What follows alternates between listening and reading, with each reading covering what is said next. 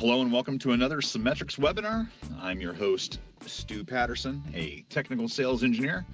And today we're going to be discussing gain staging and how it relates into designing a system around our products. This discussion will be focused entirely on how Composer handles gain structure and how we calibrate our input levels based on the source material, input, middle, and output processing, and finally the outputs.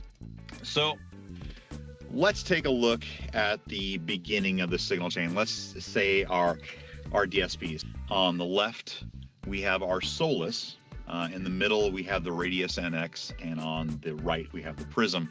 So the faders are trim. On the left, we have our fader, but we also have level, mic, and line. This is analog. So the level, gain, whichever one we say here, is analog. Now with our Radius NX, you can see that we have an actual knob. At this point, with the dial set to 0, it's expecting +4 dBu reference. However, if it's mic level, you need to increase it depending, or if it's even a -10 dBV, you would need to set it there, and that's how you would do that reference. Again, in contrast, now we have our Prism, which gives you a little bit more control than, say, the Solus, which only gave you 2 choices, line and mic.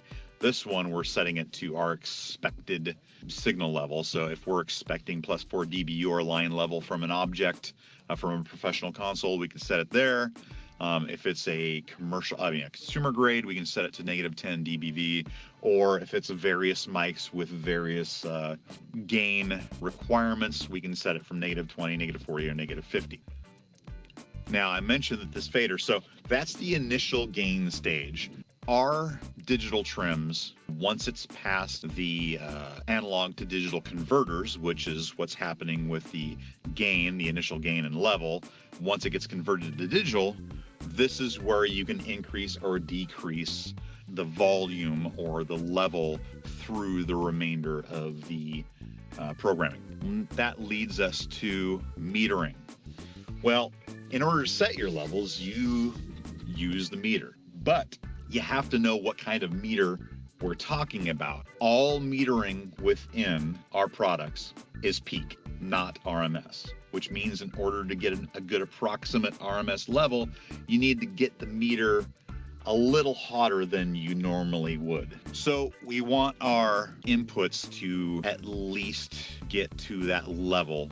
If it's too low, then we're turning things up and we don't have a lot of gain control. If it's too high, we run the risk of going above 0. Well, there is no above 0. 0 is the ceiling on DBFS. That's it. You run out of 0s and 1s, which means it starts muting certain signals. So we have to balance those two together in order to get adequate gain structure throughout the remainder of Composer.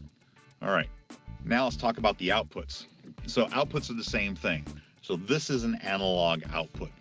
If we're doing things correctly, our output is going to coincide with +4 dBu. So let's go ahead and jump on to Composer. Very, very easy programming. So we just start with our analog inputs, and most of the meat is going to be in our dynamic section or the super module.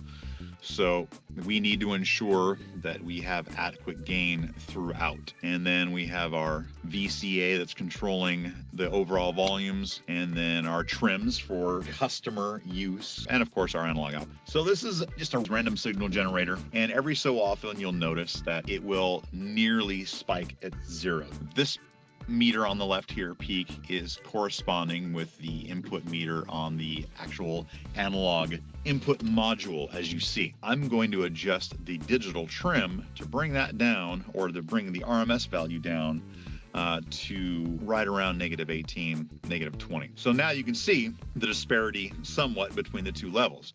And with that, I thank you all and have a great rest of the day.